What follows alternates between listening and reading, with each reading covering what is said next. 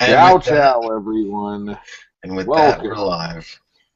We're live to Giallo, Ciao, ciao, the Giallo Superstore, where Black Friday is a thing of the past and Yellow Tuesday is the new future.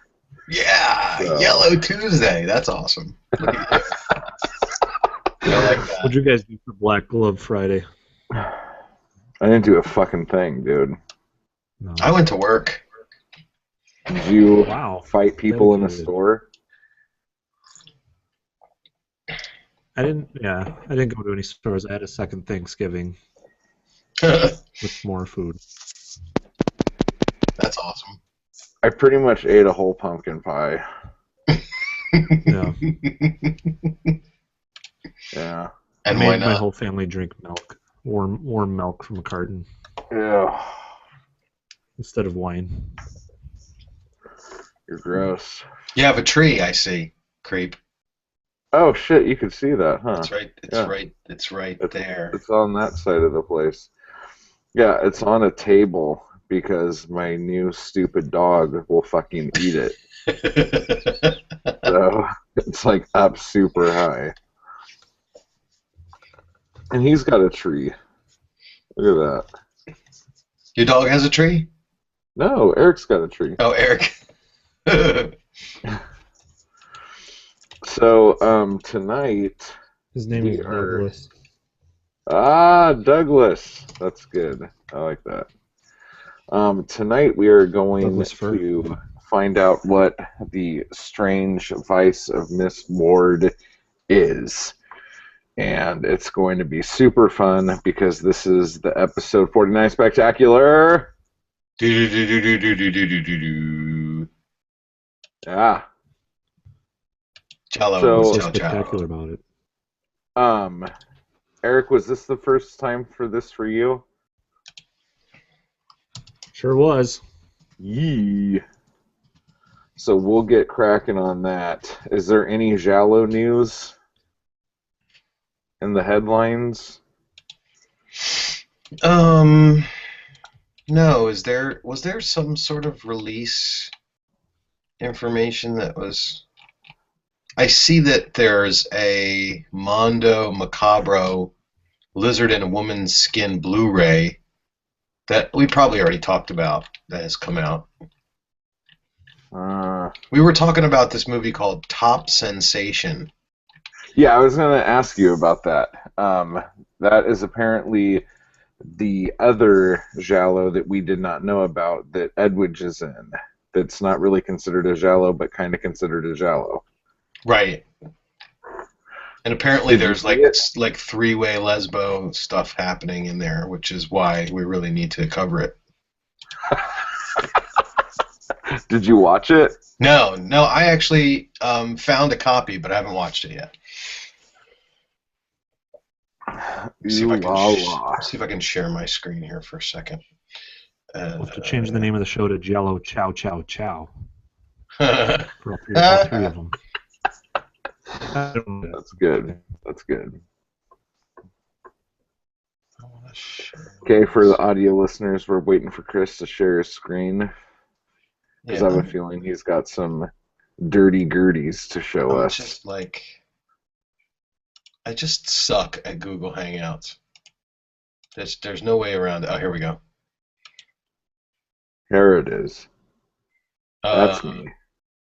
You guys see that? Yeah. So you see the boob banner censored for Facebook?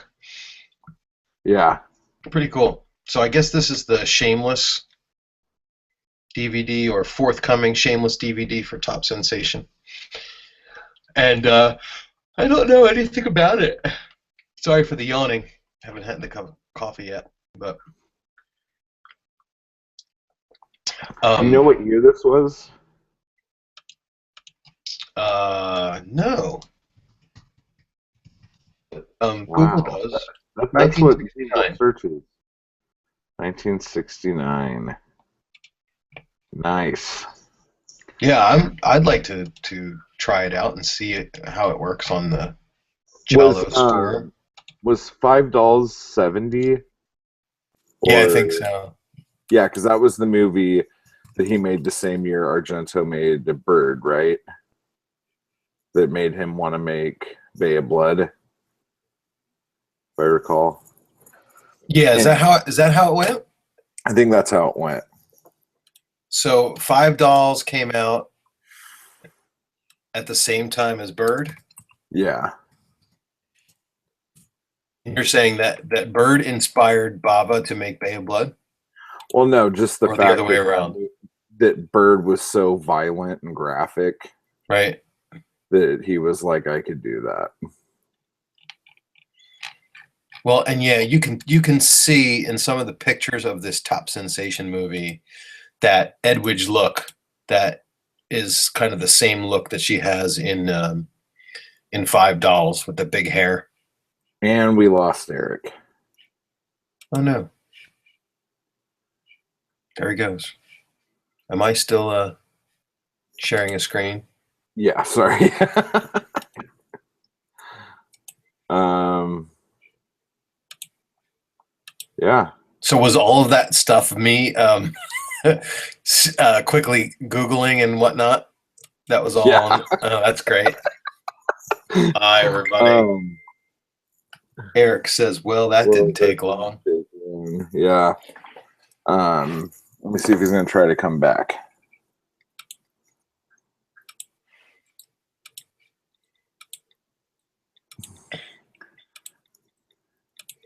Is it because of the snow? I don't know. He just said his internet's been acting funny. Oh, there he is. And there's Butt Douglas diving for a reception. Yay! Hello. Again. So what part of the movie are we on? Okay. Well, let me get crack-a-lackin' here because if you guys did not know this, I love me some Edwidge and I love me some Sergio Martino. So this is a very good movie for me to love all over.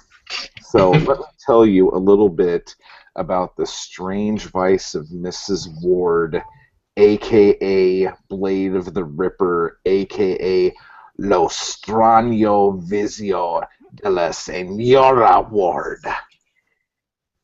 AKA Next. A.k.a. Next, yeah, with an We both exclamation. say that at the same time? That's funny. No, Yeah, I you did said an it first, point. but... Or wait, Eric said it, right? Mm-hmm. Okay, I'm getting ahead of myself here. So, an ambassador's wife discovers that one of the men in her life, either her husband, an ex-lover, or current lover, may be a vicious serial killer.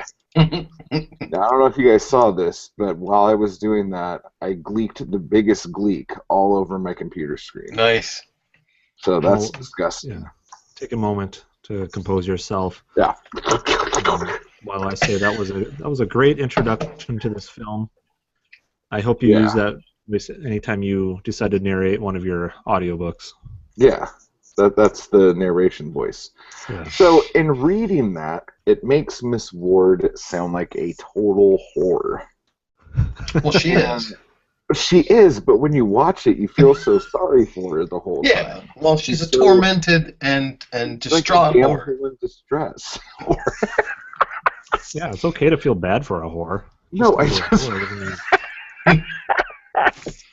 I mean, this makes her sound like a fucking hooker. Yeah, like, but let's think about this. So she had this crazy relationship with a guy who would smash her and beat her and then have sex with her that she loved.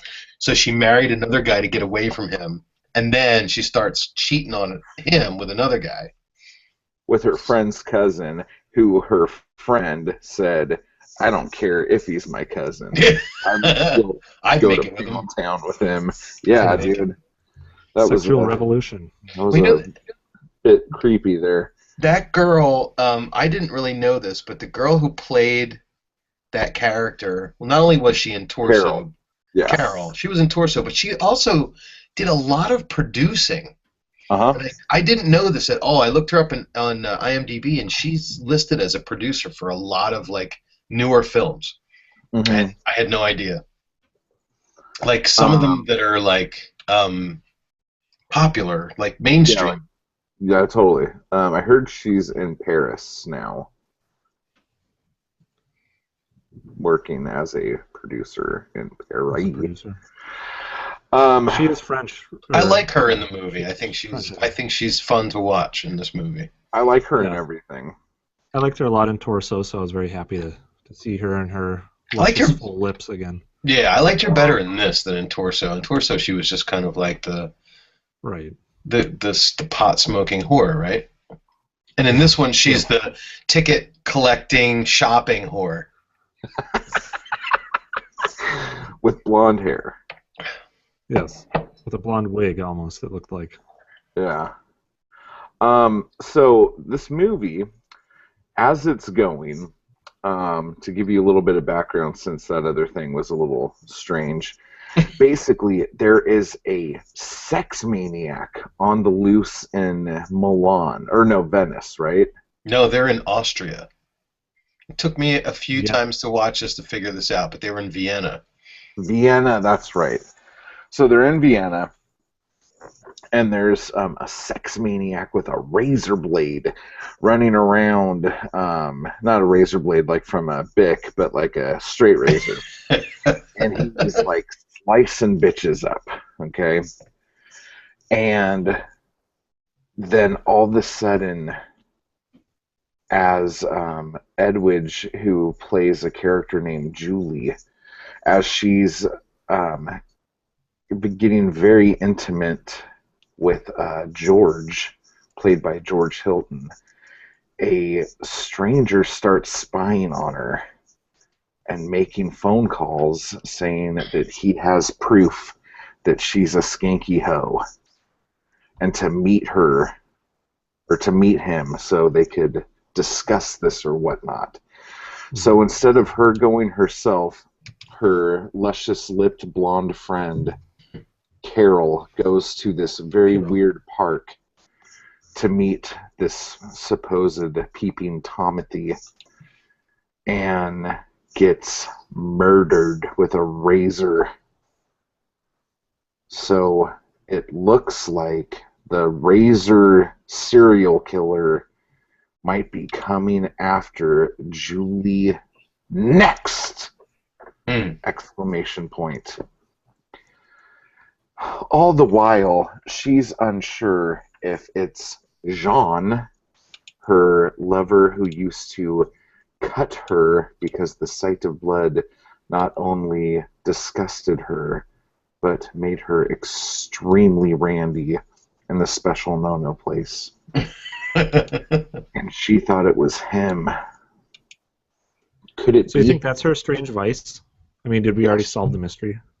Well, the strange vice is like her fascination with blood Yeah. Okay. during sexual innuendos. Yeah, her masochist tendencies, right? That's her So we strange solved vice. it. Solved Yeah. solved what we set out to do.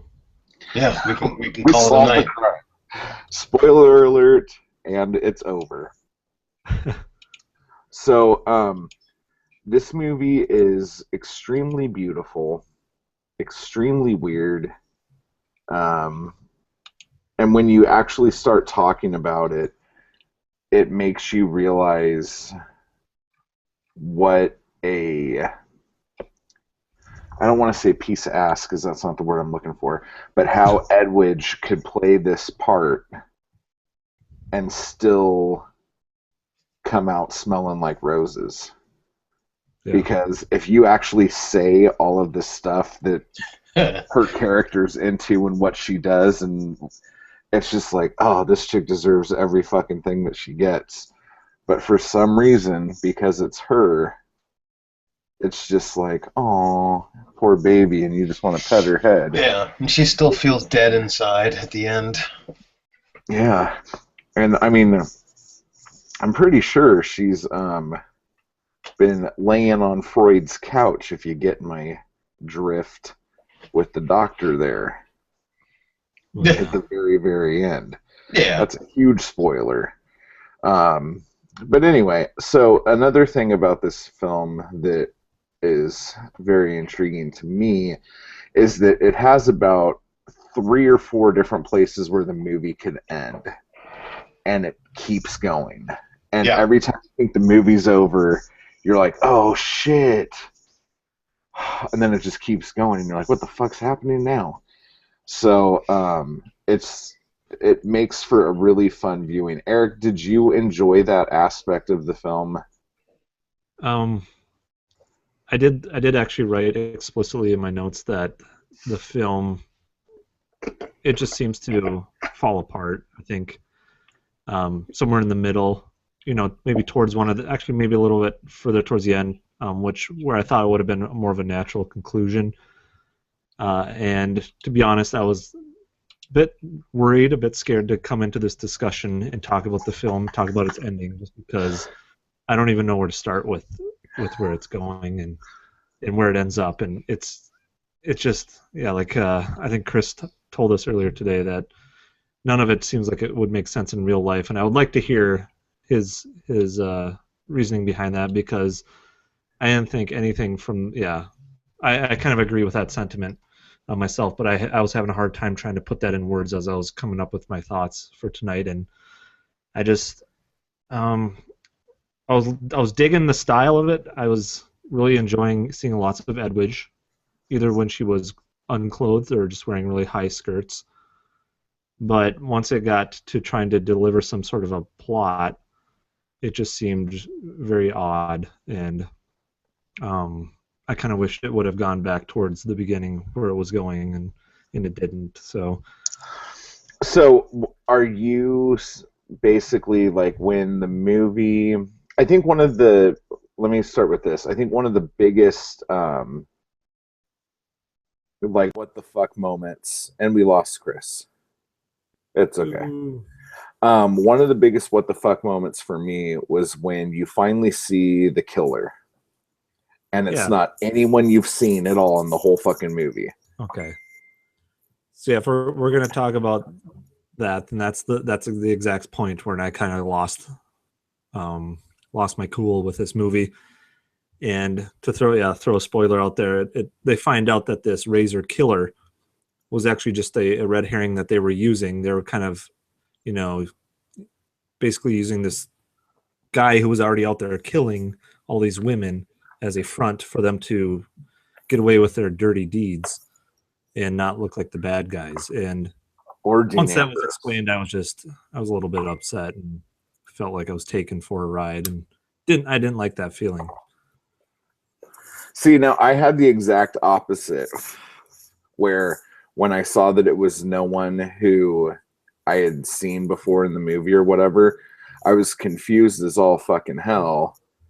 But then once, yeah, it was like I was confused. But once I realized that George Hilton was in on the stuff that was going on, and that Jean wasn't really dead, and all that shit, then I was like, oh, okay, now it's starting to kind of make sense to me. Yeah. So, but that is definitely one of the points where I think most people would kind of just check out, because it takes a good 15 minutes, I think, after that reveal before you find out who the killer is. Yeah. There's a lot of points in the movie where there's far too long of a span between something that happened and then something else where you almost forget about a lot of different things. Yeah. So as far as the first part of the movie, like the whole deal with the introduction to George Hilton's character and Ivan Rosimoff's Jean character, and her life being married to a diplomat or whatever, you were digging that part of the movie, and that was good with you? Yeah, it just, getting to know these characters, building up the characterization of each one of them. I thought that the vignettes, when they would, do those flashbacks with Edwidge and Jean, I just thought those were so well done by Martino and his cinematographer. It felt, whether or not that's actually how it happened, champagne bottles busting open over on her like a porno money shot. Yeah. It was just done really well, and it looked almost dreamlike. But once once they kind of started deviating from that plot and you know, I don't know, just trying to throw a bunch of twists at you with abandon, it just kind of felt a little unearned to me. I wanted to know more, get deeper into the plot of these characters, and it just felt like, I don't know, it came out of left field, and I didn't really appreciate that. But I did like the beginning a whole lot with all the different introductions of these characters and finding out piece by piece who Julia Ward really was. You know, she was just this trophy wife who married an ambassador to feel safer, but she really, really wanted to keep digging into the vice that she had. For me, I think the part where the movie kind of started to drag is when her husband decided he was going to go see Jean. And I thought Yes. for sure that would be an exciting moment. Like, oh, this is going to be really, really cool. But it Yeah. just like went so slow. And I know it was trying to be suspenseful, but it just wasn't suspenseful until they get in the bathroom. I think it was a time filler Yeah. too. I think that's kind of like the longest sequence in the movie. I don't know. And you're back. I just want to break in and say that I have gone for the last 2 months without saying anything about why I'm unhappy with this iMac that I purchased, and now I'm going publicly and I'm going to say it out loud now, because I didn't want to say it out loud because then I would be admitting failure to my own brain. But this fucking computer sucks. It crashes at least 3 times a week, and I don't know why. It's supposed to be like, Macs are supposed to be the gods of hardware and nothing ever crashes. But I'm here to tell you, the latest iMac, it's a beautiful screen. I love using it when it works, but it crashes so often. And of course, Apple will blame it on the software I'm using. But I've never had a PC act this quirky before. So that's all I have to say. I'm back. All I mean, right. God forbid I should have 6 tabs open in Chrome at the same time, because that's all that was going on. Sounds like you have a strange vice. What's Yeah, going on in those tabs? Well, I'm trying to cross-reference stuff here, guys. Oh, right. So I kind of caught the beginning of what Eric was saying, and I caught the end of it. And I think it's funny because I thought that the movie kind of dragged up until the part where Carol goes out to the Pullman house to do this little rendezvous with the killer. I thought once the movie started, at that point, other than, like Creep said, the scene where Julie and her husband go out to see Jean in his house, I thought that's when the movie started to kick up. I thought the beginning of the movie was, I mean, certainly I understand that they are trying to establish these relationships, and I always like to quote Creep when I can. And it's not a direct quote, but Creep has said many times that when there's a film that has George Hilton and those other 2 guys, you know it's one of them. And that's the end of the story. Like, you basically just say, okay, but I have to just pick one. I have a 33% chance of getting it right. The funny part was, in this movie, and I'm going to spoil it, it's all of them, which is awesome. It's like the coolest thing. Like, you can't, the reason why that never happened again is because Martino did it first. Then he had a whole bunch of other films with these guys in it, and he said, well, I'm not going to do that again. I've got to have just one killer. So in case of the Scorpion's Tail, we had one of them. And then I think the guy who played Julie's husband was the guy in Forbidden Photos, right? He played the husband in that movie, which is not a Martino film. But I think He played the killer in Perversion Story too, didn't he? I mean, killer's like a term used. He was the guy's brother. Yeah. He was the brother, right? Exactly. So, I think that I've seen Strange Vice a whole bunch of times. I've seen it in the theater a couple of times, and it really, watching it today and trying to kind of think about things to talk about, and in knowing pretty much scene by scene how the movie goes. At that point, you start to watch it for some of the things that you've missed, or some of, an alternative way of appreciating it, or maybe rethinking that maybe you don't like it as much as you think you do, or vice versa. Like sometimes you watch a movie that you really love the very first time, and the second time you're like, it's not as good as I thought it was. Or the opposite happens, where like say The Strange Color of Your Body's Tears. The first time I watched it, it was kind of hard to get through, and I didn't like it. The second time through, I kind of latched onto it a little bit more. With this film, I've seen it so many times, and I really do like it, and I'm not going to change how much I like the film. I mean, it's got so much going for it between Edwidge and the music. That one theme that they play over and over again, it sounds like church music. It reminds me of being in church. And that's the theme that they reused in Kill Bill during the scene where Bill's brother at the trailer park was talking about how she's going to come back and she's going to have her revenge or whatever. And I went back and watched that just to make sure that that was the scene. But at any rate, I love the movie for lots of reasons. But one of the reasons I don't love it is because I like to try and reconcile and logically piece together all the things that are happening. And you can't really do that with this one, because it's just like from one scene to the next, none of the motives, like if you're watching it knowing what the motives are for the three guys in the movie, and then you're like, okay, well, I know what's happening off screen because I've seen this before. It doesn't line up anyway. Like a particular example is when Julie and George are in Spain, and Julie gets the last bouquet of flowers, and she turns around and she's standing and she's looking for George, and somebody shoots a harpoon at her, and it misses her and hits a tire.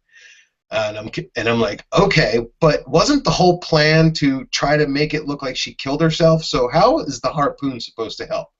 Like, that just doesn't go with anything. So, like, what if that harpoon had hit her? Then, so that was just supposed to be something to make the scene tense or to make the audience jump. It wasn't really to lend to the story at all, because the story is basically a recap of Strangers on a Train. Basically the same idea of let's swap. It's Strangers on the Train, but Martino said that the biggest thing influence-wise was Le Diabolique, which I haven't seen. I haven't seen that. Oh, that's great. That's such a good movie. But like that movie, it's weird because that movie inspired everybody from Hitchcock to all of these guys, just to kind of push the envelope a little bit. But kind of what he did in this, and I hope this doesn't spoil too much of it for you, but in Diabolique, it's about a woman, a wife, and a dude's mistress who decide to kill the husband. It's kind of like the reverse. Yeah. They join forces to kill one person instead of but swapping. You know that kind of earlier in the story than you find out in this. That's what my big problem with this was, is that, okay, fine, it's a conspiracy, they're in on this together, and like Chris said, they tried to give them the motives as they're riding in this car, swerving across the road for kicks, and to me that's the only part where the movie like jumps the shark to where it can't come back. Like, but it's almost over at that point, so it doesn't matter. Yeah, is he going to hit like a oil slick and go off the road? Is that going to be how this ends? But they're just trying to spew out these motives one after the other. Oh, you did this because you wanted this money, but then I needed your help to get this money. It's like they're throwing this all at you so fast because they wanted to hide this twist for so long that it just doesn't feel right. And with Diabolique, it's like the conspiracy is out there, and you're like, all right, now I'm going to watch how this plays out. Are they going to succeed? Are they going to fail? And you didn't get to go along with that ride on this one, which is what I think is what bothered me. Well, and the part that bothered me on that was that all of a sudden, like, she knew, the cops knew, the doctor knew that they would be on this one road in fucking Switzerland at this exact moment. And you're talking about the cops and the doctor from Spain, who went all the Yeah. way to Vienna to set up the sting operation. Yeah, I mean it's so far fetched, it's unbelievable. But that's, I mean, like I have to put that aside because I really like Creep was saying. I like all the stuff like from the time when Carol goes to the park, and that park scene is so gorgeously filmed. It's like it's unbelievably like tense and these humongous wide shots of the grounds with Carol walking around, and the camera angles from the bottom and stuff.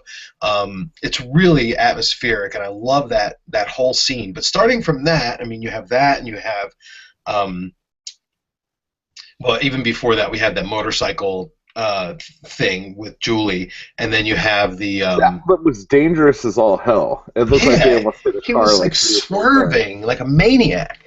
That could have been the end of my Edwidge, dude. That would have been awful. I don't think she was on the back of that when they were going fast, though. I think that was I a don't know, dude. stunt Julie. Yeah. I don't think they had stunt Julies. She wasn't big time yet. But so, I mean, like this movie just has all of those kind of set pieces where they're so good that you just don't give a shit about why the plot is so bad. Between the motorcycle thing and the scene where Julie and George are having sex, and the weird music with the flutes and the guy who's spying on them, and then you have that scene where Julie comes back and she gets stalked in the car part, like in the car garage, and goes up the elevator. Just one really cool scene after the next, and I love the part where Jean comes in and puts her fingerprints on the tape and puts the gas and then gets the ice cube and sticks the ice cube in the door so it looks like Ice Cube is freaking brilliant. she hermetically sealed it, and it was so cool. And then, like you were saying, like the twist was okay. So George was in on it. And he, if he was really in on it, he did a good job of pretending he wasn't in on it. It looked like he was really into Julie, and he probably was while she was still alive. He was like into being her lover, but really it didn't matter because he was trying to kill her anyway. But then after Jean gets shot in that awesome like Western influenced scene with the mirror aviator shades and the and the bullet shot out in the showdown scene, and then they come back to this kind of solemn, somber scene of Julie's husband. He arrives on the train and he's just walking slowly, and he gets into his car, and then all of a sudden we see George, and it's like, oh, twist number 3, and then she's standing there, and it's twist number 4, and it's like it's a fun film for me. I don't really mind the fact that it doesn't make much sense. Like some of the other questions that you would ask would be, who, at what point are we supposed to realize that the killer that is, at what point are we supposed to realize which killer is which? Like the person who spied on Julie and George when they were having sex, who was that? Was that Jean, or was that her husband? I mean, they definitely tried to make it look like Jean, I think. And the guy who called on the phone to tell. Well, she said she knew it was Jean's voice, but it was like weird. Disguised. So it probably was him. And then, but her husband killed Carol, and then Jean killed Julia or Julie. Or tried to, yeah. Well, who tried to kill her in the garage? Was that Jean or was that George? Well, that George was probably George. Yeah, because Jean or her husband was up in the apartment when she got up there, right? Yeah. So that one. So we had multiple killers in this one for sure. Yeah. Now, what movie was that had the apartment in it? Oh, the Red Queen. That's right. The same apartment, but it's so much better in this film because you get to see the very tops of those columns that have like 3 or 4 levels of circles around them at the ceiling. The doors are amazing. Yeah, everything. The wallpaper sucks ass. No, I Like, love the I've been wall. on the fence with that wallpaper ever since I first saw this movie, and I've come to the conclusion that that wallpaper looks like weird paper towel roll. It's And I awesome, and it just, goes really well with the wallpaper in the bathroom too. you know what goes really good with that bathroom? Her leaning over to turn on the water. Oh, That's like the you know best shot in how any movie. you know how we talked about several podcasts ago. We talked about um, tubs and where the faucets are on tubs in Italy. In this movie, there's actually two different setups. So if you look at the tub in Julie Ward's place, she obviously has the faucet on the one end because she's standing, leaning over to the one end to turn on the faucet. But the girl who had the paper dress, who gets killed, she's the second victim of the razor killer. She has the faucet right in the middle of the bathtub, and the shower is actually right in the middle as well. So it's a different setup. So I just thought that was interesting because we talked about that And before. Ivan's faucet was at the end as Yeah, well, or John's, wasn't it? At the end, Jean. the I leaky think so. Yeah. stuff. Um, but anyway, I did have some little fun tidbits. Do you guys have tidbits? Oh, what I was gonna say too. I'm sure it was done before this, but I can't think of any off the top of my head. But the scene in the parking garage with the killer, her hiding in the car, getting into the elevator, and then his hand comes into the elevator. I wonder how much of that was done for the first time. Because that scene has been copied Yeah. so many times in so many movies, and I can't think of anything that predates this film for that. Mm-mm. Well, I mean, with my limited exposure, I can't think of anything either. Yeah, I'm sure Mine's there is. yeah, mine's much more limited than Chris's, but I do know that has to be at least the first one that I've seen like this, and I really like that scene a lot. And I know I've been kind of harsh on this film. It's just this love hate thing I have with Sergio Martino. I think some of his films stand out for me the most. They are very aesthetically pleasing, and this film, no doubt, is probably one of the most, even though it's his first Giallo. Um, I think I think a lot about when Chris said that a lot of people didn't watch these movies more than once, and when they did watch them, it was not very attentively, and so I have been pretty harsh on this film. I'm just trying to set people up who haven't seen it. But I guess then if they hadn't seen it, then they wouldn't listen to the spoilers. But it's just it's a very exciting, fun movie to watch, and lots of great visuals. The one in the bathroom, of course, being one of those.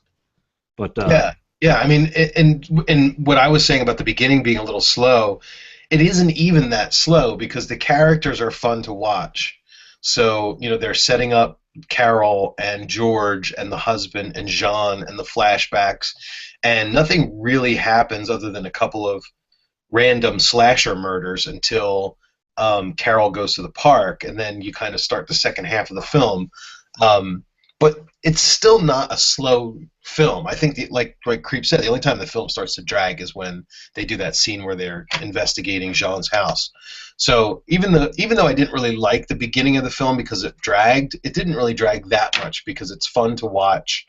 The characters in that scene at the party is really cool, and the apartment is really cool, and uh, the motorcycle scene is pretty cool. So it's just a fun movie. I think it's a good point, Eric, again, that we bring this up, and we bring it up over and over again with these films, which is that when these were made, no one expected anybody to watch them 6 or 7 or 8 times and have a podcast or a Google Hangout where we started picking them apart. I mean, they just went to yeah, see the film and they paid a little bit attention to what was going on, and wait, who's the killer, and wait, is that the slasher guy or is that the other guy, and is he alive still or is he not alive, that all that stuff, it's Well, for a minute there, I didn't think I was going to get my bratwurst.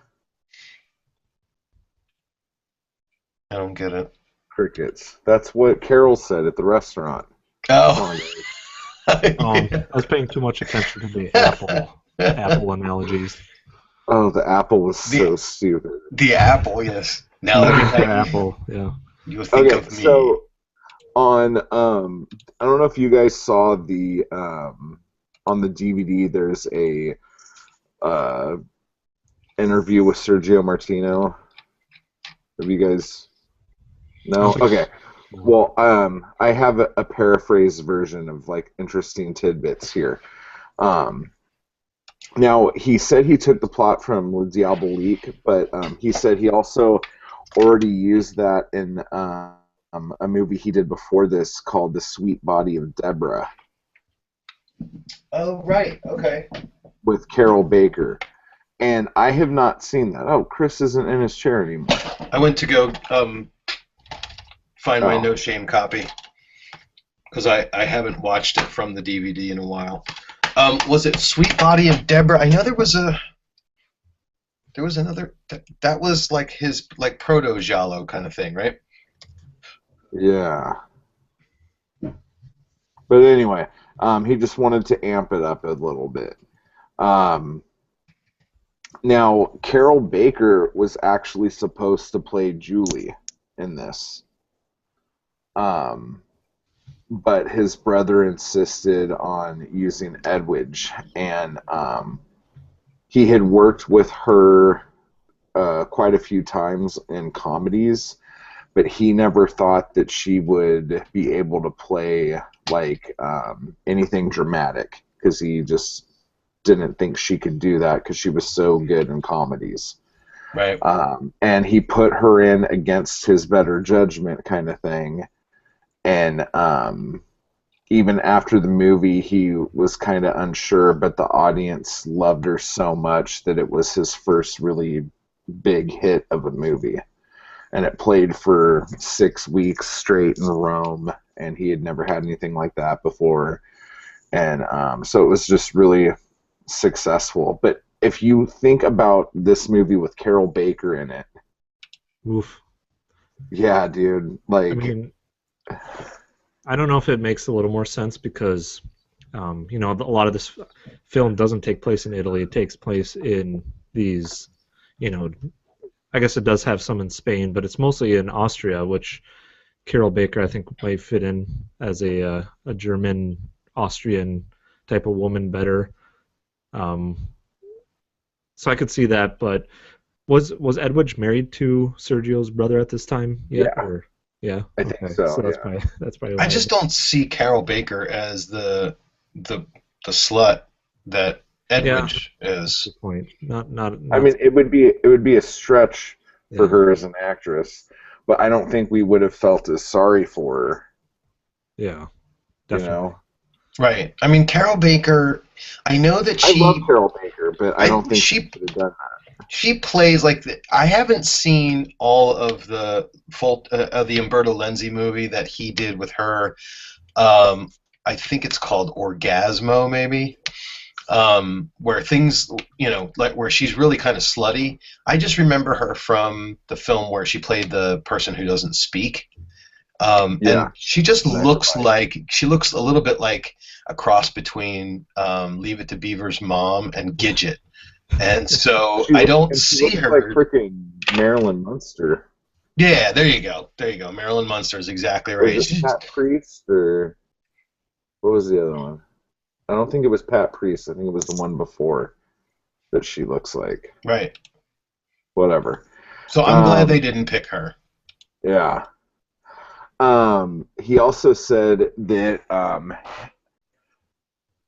he and Argento would share stuff with each other like after this point on, and he thinks that Argento took his scene from this movie in the park to do the scene in the park.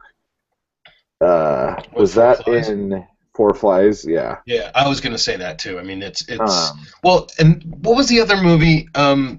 Tenebrae. We just covered last time, where we were talking about the difference between, or was that the movie we were talking? Or there was another movie where the person goes out to the park to wait for someone. And was it Tenebrae?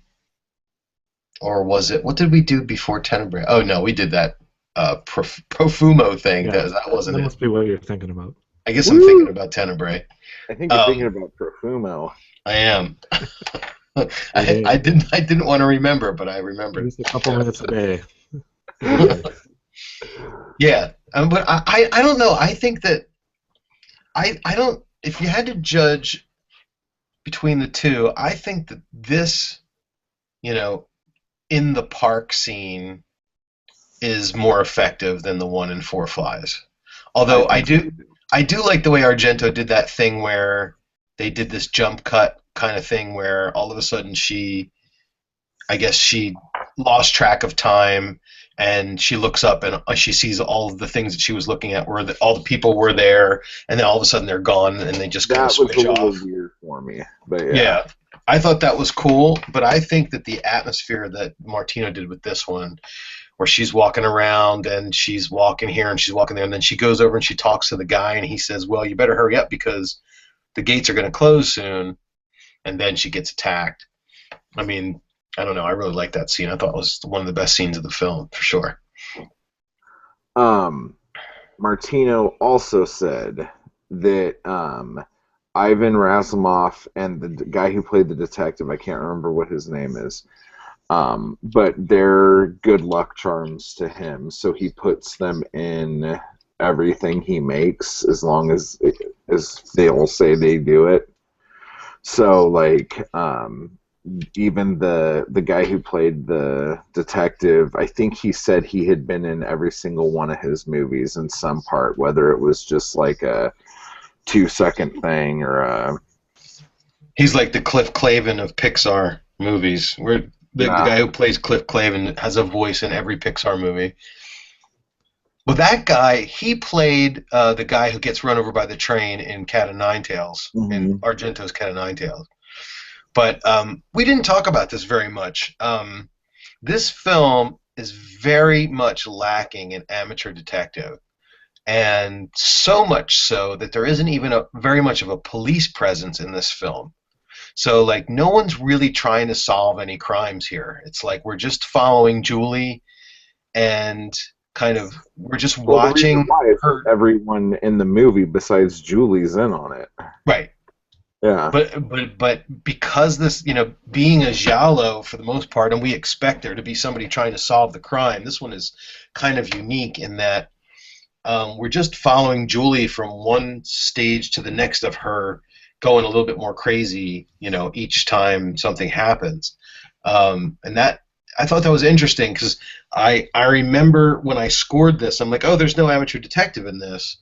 And I didn't even remember that there was that there was any police presence in this movie at all. And they only show up when Carol is killed, right? That's the first time we even see the police, because they're really not involved at all when the slasher is doing the other two. Well, in the beginning of the movie, they stop their car, right, and ask for her passport. But other than that, there's no cops in it. Yeah.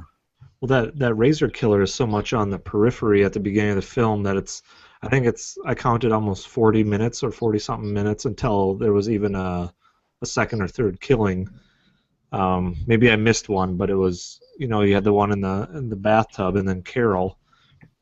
There might have been one at the very beginning that I'm not remembering, but it's just because there's such a long span, and I think, Chris, you were gone. You had your iMac had crashed on you when we talked about this, but there's so many moments that happen in this film, and then they pad a bunch of stuff in between, and then something else that should naturally have followed that scene comes like 20 minutes later, so it creates kind of this disjointed feeling.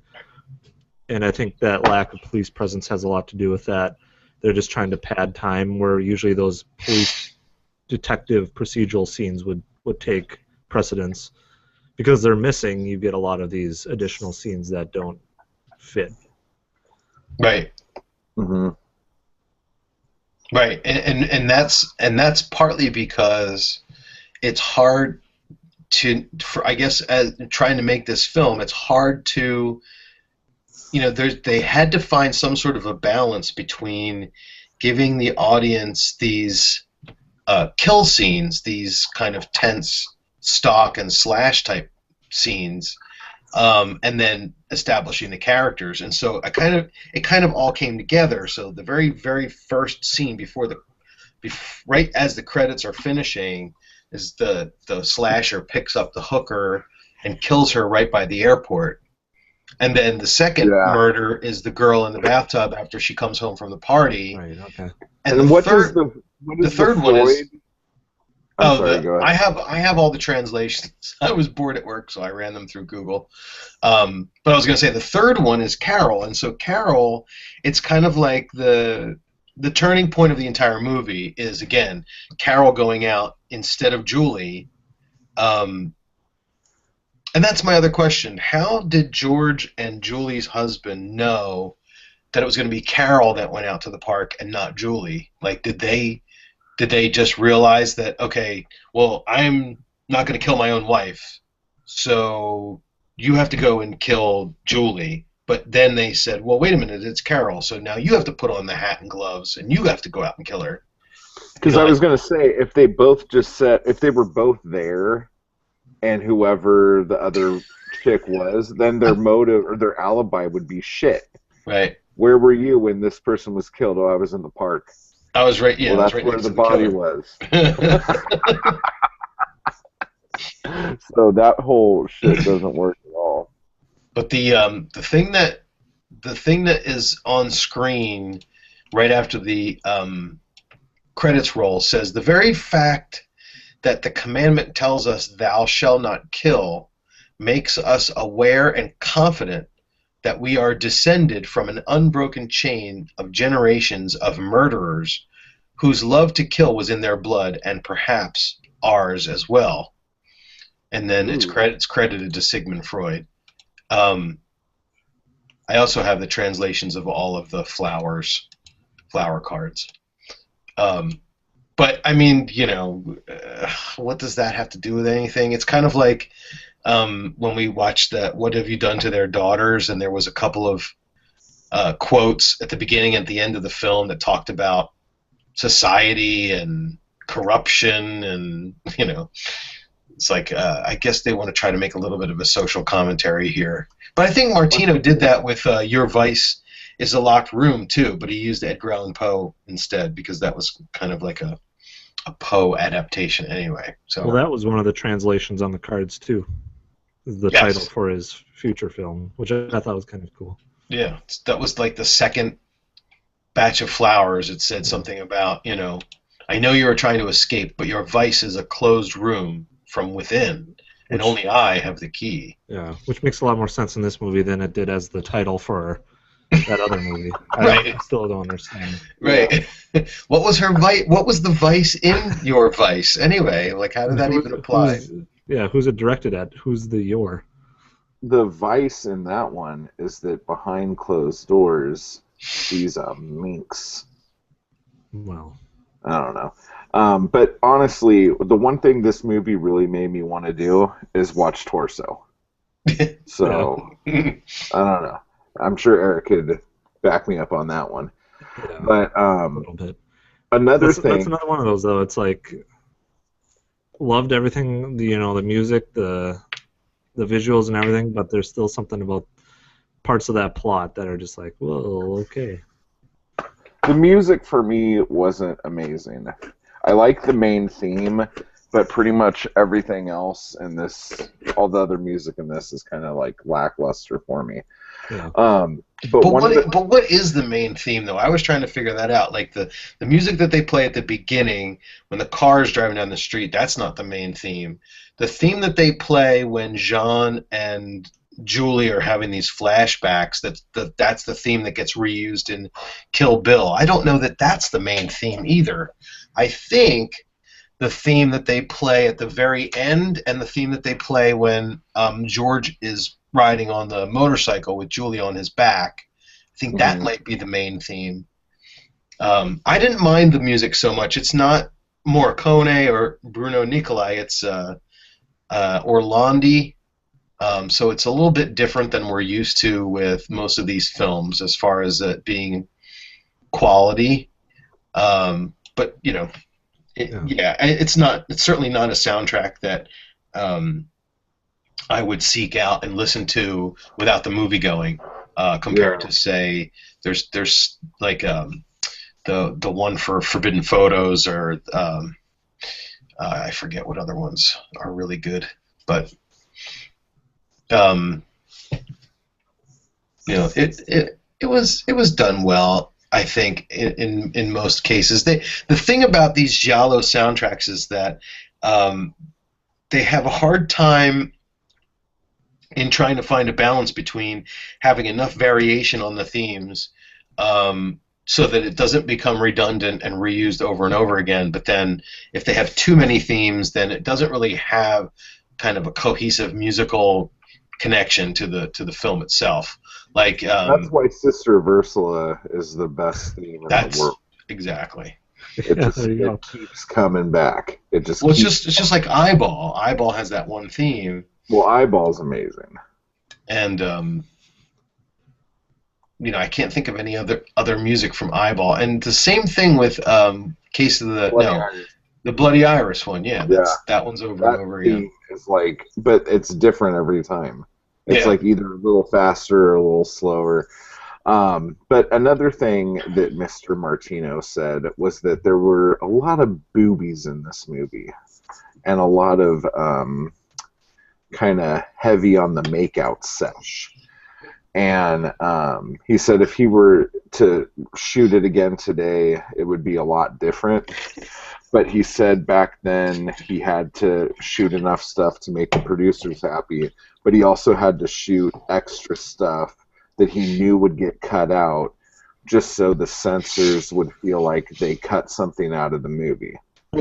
So, like the shot where it's like above the couch looking Yeah. down at them, like he never intended for that to be in the movie, and that was It never in his cut. never got cut out. Yeah, but he put that in there because he knew the censors would cut it out, and if they cut that out, they would leave other stuff in. Kind of. Nice. So he said that he did it on Mountain of the Cannibal God or whatever as well, and both of those movies when they were re-released had all the scenes that he never intended to actually be in the movie on the DVD, and he's kind of bummed out about that. I'm bummed out about it too. Oh, Wait, poor no, I'm Eric. not.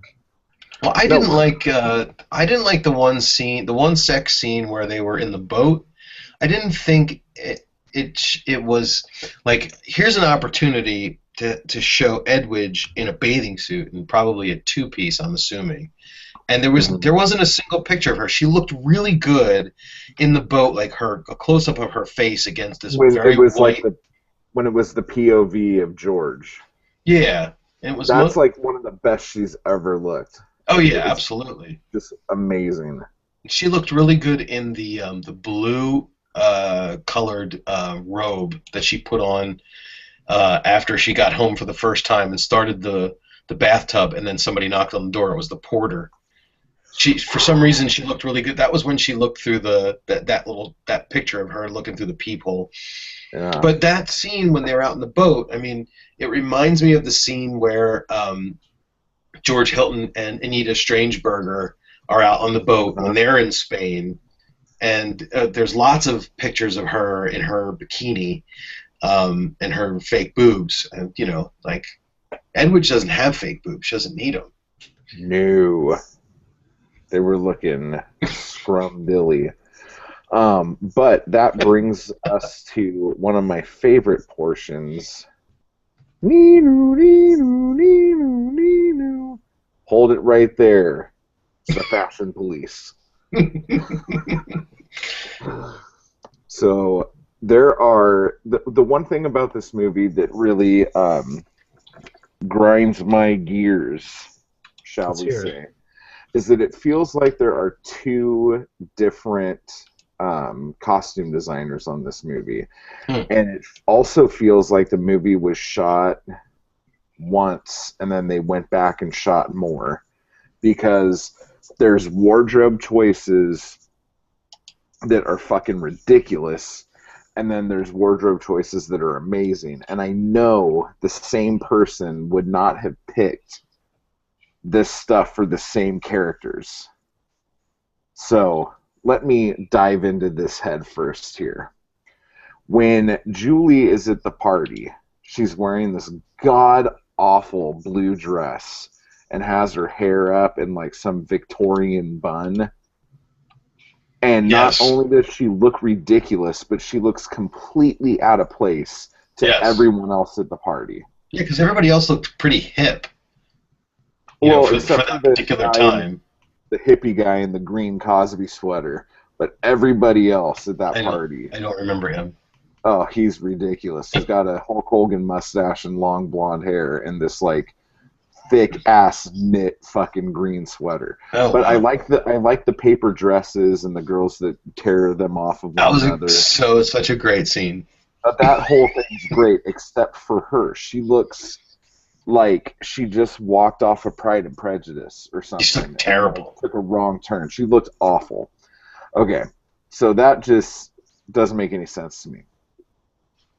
But then she starts wearing some cool shit again. But then she puts on this weird gypsy skirt with this weird gypsy shawl and the see-through shirt, which was the see-through shirt was okay, and no bra. That was not an issue. But the skirt and the shawl, she looked like she just fell off a wagon that was going to a fucking fair in the middle of fucking Visaria and was going to go see the Wolfman or something. It was awful. But her boots were okay, so I kind of looked past it. Yeah. Now, Carol looked great in everything she had on except the dress she got killed in. The dress she got killed in was along the lines of the Victorian bullshit that they had Julie in. And it was really nauseating. And I forgot to check what her hair looked like, but if you notice, Carol's hair is completely different colors from the movie to her weird dream sequences where Carol's laughing and it's got blood on her hands. Yeah. Her hair is longer and completely blonde, whereas in the rest of the movie it's like kind of dirty blonde and a lot shorter, which also made me feel like maybe parts of this were shot at a later date because that was just bizarre. But Carol's red outfit with the weird clasps and the funny hat, amazing. The overcoat that the girl who got killed in the shower had on when she got out of the car and went upstairs, Yeah. super snazzy coat. Liked that. George Hilton's boots when he was riding the motorcycle were spot on. Those were amazing boots. But I think... Did you like his white belt? That's what I was just going to get to here. Well, not the belt, but a close second to the worst fucking god-awful thing in this whole movie was his ridiculous white fucking Western wear top jacket with tassels. Yes. That he was trying to like pick up on people in, like he was a cool motherfucker wearing that goddamn thing. It was completely out of place. He looked like a fucking idiot, and no wonder she was put off by him. You know, she tried to say it was his attitude, but it was that fucking coat, dude. I'm watching it like now. a fucking idiot. See, I picture you wearing something like that. Yeah, you're right. It's so hideous. It's like, but then later when she's like crying and not crying, but saying that they shouldn't be seen together anymore, he's got on this like kind of cool black woven polo shirt that I was like, ooh, I would like one of those shirts. But and then like she goes from like super mod in her super mod apartment to like very hippie-ish, and like the black or dark blue really short dress she has on when she's running through Spain with all the red and orange crap on the front of it. Yeah. I go back and forth if I like that, because I like the cut, but I hate that fucking red and orange bit on top. I think the reason I don't like that outfit is because she's wearing flats. Oh my god, she runs like a fucking like Special Olympics kid, and I'm not trying to be mean, but like watching her fucking trot, like gallop like a fucking dying mule in her fucking Jesus sandals, she like runs like flat-footed, like she's a fucking giant duck or something. See, I was watching that scene and I'm like, this is where, you know, you could tell a really good director from a director who just wants to get the shot. It's like, just, I don't care, just fucking run, do your thing. She does that weird, flapping I'm gonna of be her over arms. here. You just run. Like he should have like had like the camera like in the back of a truck or something, like really like tits up on her. Yeah, like Because some things Martino does great, but when it comes to actual directing someone running, he just couldn't give a shit. It looked like. so bad. By the way, no, Chris, did we talk about this before? The idea that why do these girls get out of the tub with soap all over them? that drives me crazy. Yeah.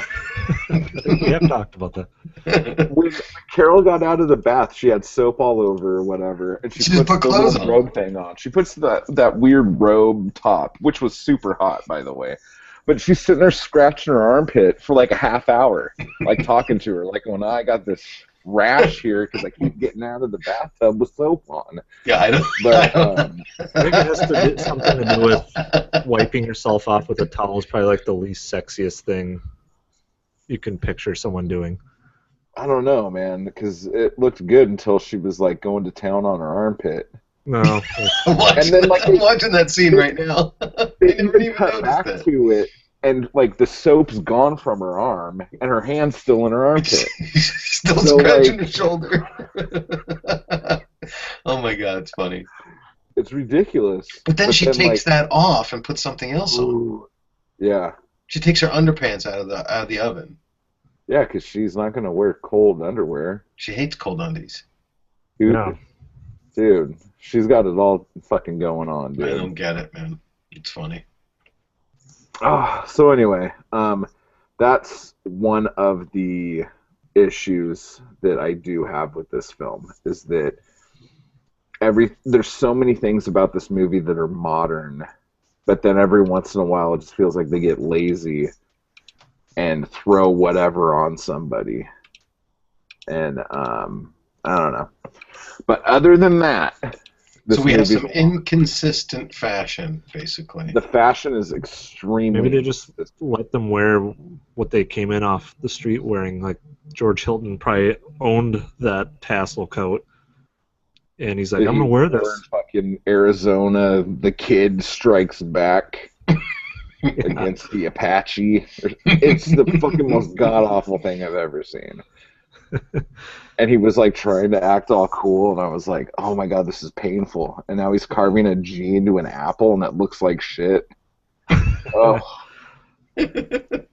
poor fucking guy. He needs to get. He teaches me new schooled on it. tricks every time I watch him.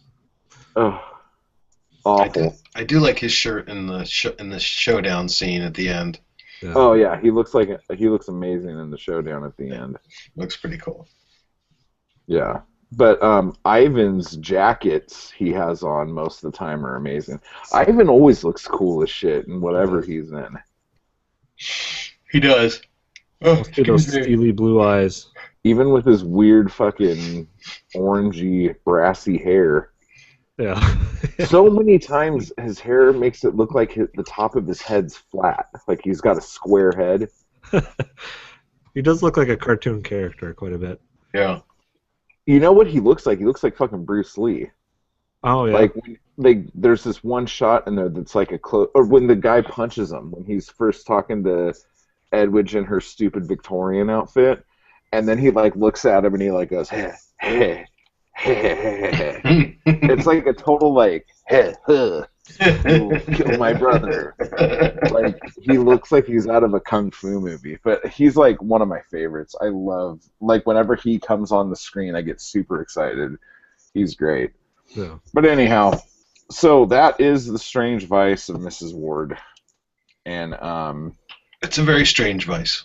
Yeah. it's a very strange vice, very strange movie. If you like boobs, it's a fun one. Boobs. If you want to also see the special no-no place of an Edwidge, you can see it from the aerial shot above the couch. Yeah. If anyone in here was curious. So now I think that we've covered pretty much all of the major Martino Gialli. So which one is everyone's favorite? Is it Torso? I would have to say Torso for me. I'm just not a huge Susie fan. Yeah.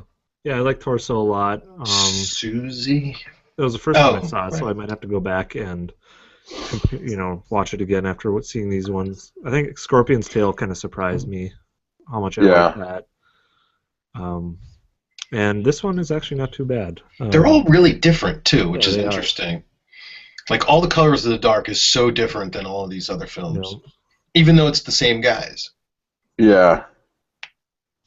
that one, All the that one I Colors of love the the Dark score. should be my favorite. Like, it Yeah. has everything in it that I like.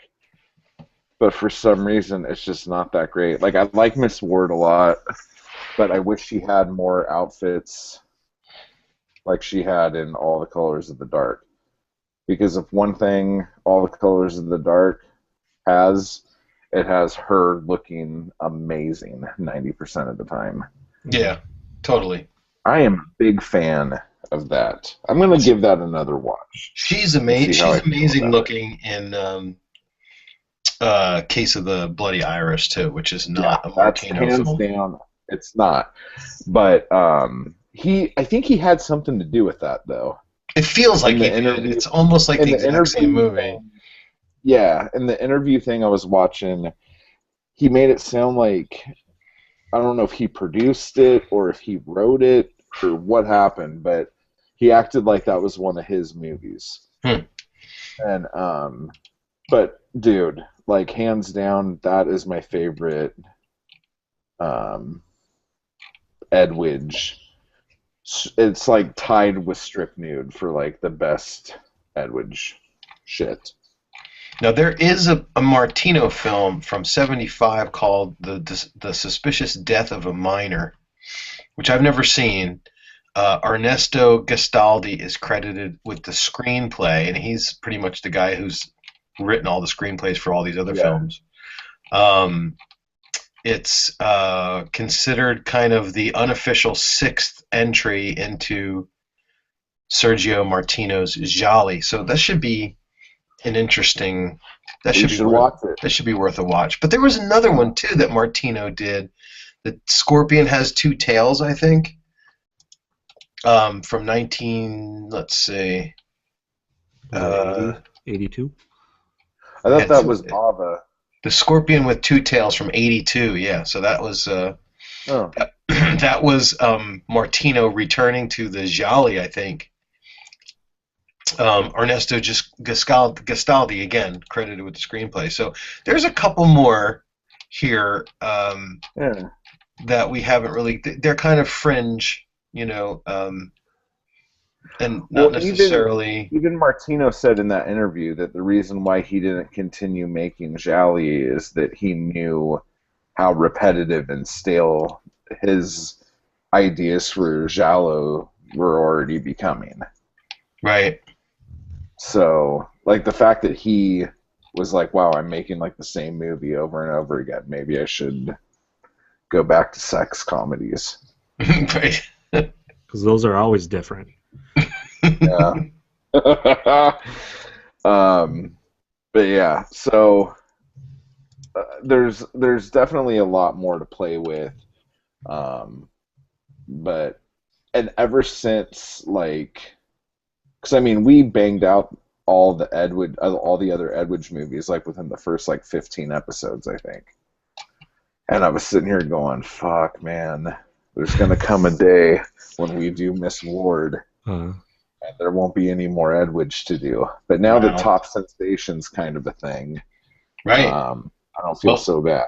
we probably shouldn't do that as 51 then, because we'll need to Well, you fuck know, you, sir. we'll need to save it a little bit, because if we do that one right after Deep Red, then there really won't be any more Edwidge to watch. Oh, so sad.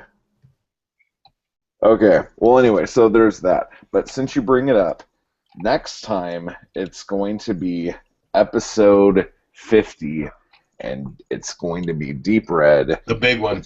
You said the big one, and there's going to be so much going on. Chris is going to give a bunch of stuff away. I am. Yes, I am. Yeah, all sorts of stuff. And we have a big announcement on that show, I guess, that we'll make.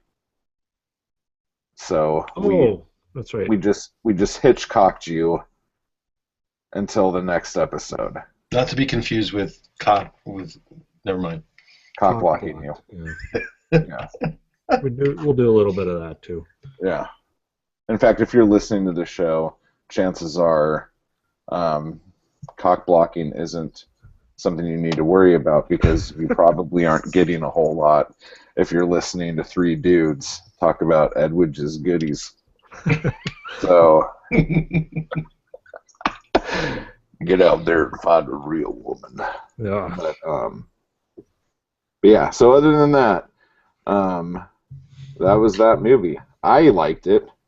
But yeah, so Deep Red next time, and we'll get to hear me bitch about all sorts of stuff, and then we'll hear these two sing praises. It's the greatest movie that was ever made.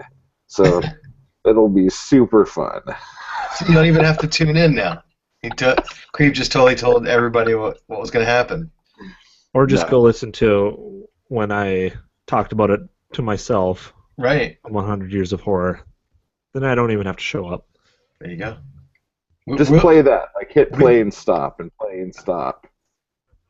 Yes. Yeah, that would be awesome. You take the podcast from 100 Years of Horror, put it on your phone, and play that through the speaker of your phone into your microphone for this one. Mm-hmm. And then I'll put just your get little up and go. little friend in the basement with you. Put him in front of the camera. Yeah. And, and we'll just go, yes, Eric, yes. Yeah. He's kind of a fame whore, so he kind of misses the spotlight. Yeah. Well, right on, guys. So that's that, and until next time, we will say ciao, ciao, everyone. Ciao, ciao. Ciao, ciao. For now and for later. Oh, you fucking ruined it. I was doing a rhyming thing.